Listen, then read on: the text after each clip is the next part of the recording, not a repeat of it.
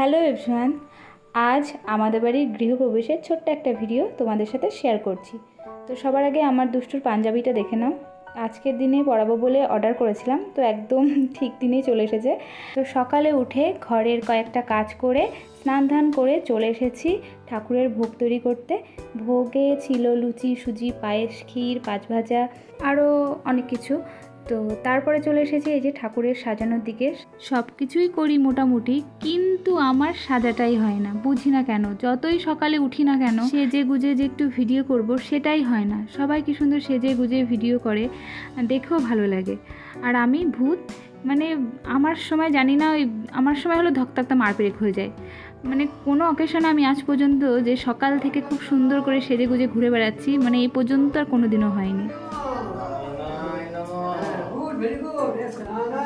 আর এগুলো কিন্তু আমাদের থাকার ঘর না, এই ঘরগুলো ভাড়া দেবো বলেই করেছি। এটা কে? ওই যে আমার মা কীর্তনের লোকজন নিয়ে চলে এসেছে। আমাদের এই নতুন ঘরে একটু কীর্তন দেব, মানে কীর্তনও হবে, ভাগবত পাঠও করবে। তো বড় স্কুল থেকে এসে এবার প্রসাদ খাচ্ছে। চিড়ে দিলে না? কিন্তু কেউ যদি ভগবানের ব্যাংকে রাধারণের ব্যাংকে কেউ কিছু জমায়, এই জন্মে তুমি যতটুকু ভজন করলে, এই জন্মে যতটুকু তুমি ভগবত সেবা করলে, পরবর্তী জন্মে ঠিক তারপর থেকে শুরু হবে।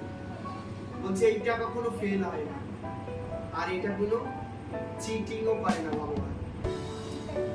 তাই এখনো আমাদের সময় আছে, যে সংসারে থেকেই ভগবান বলছে, নিত্যানন্দ প্রভু বলে নাই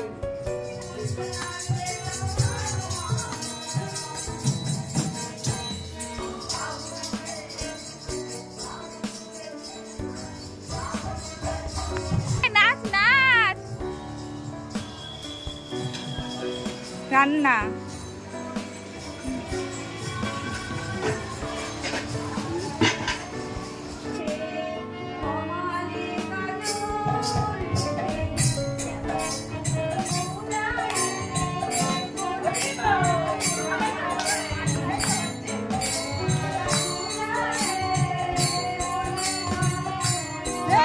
সবকিছু তো পারদর্শী।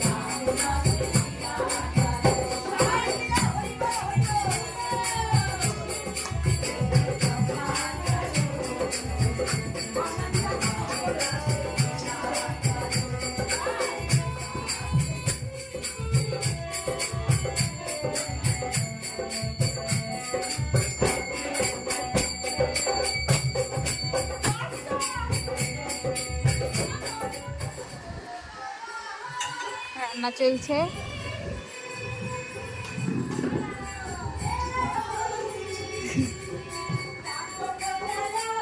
ও বৌদি যাও।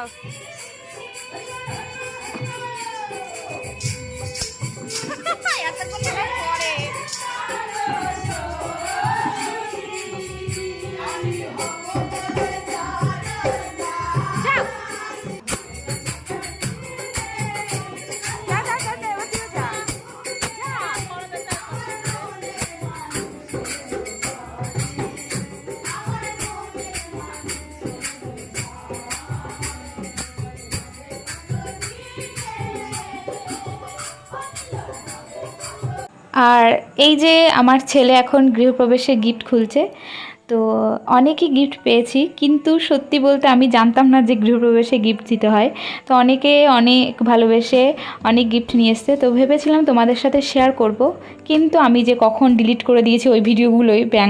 এতদিন পরে মানে এই ভিডিওটা অনেক দিন পরে এডিট করছি, তো এখন দেখছি ওই গিফটের ভিডিওগুলোই নেই।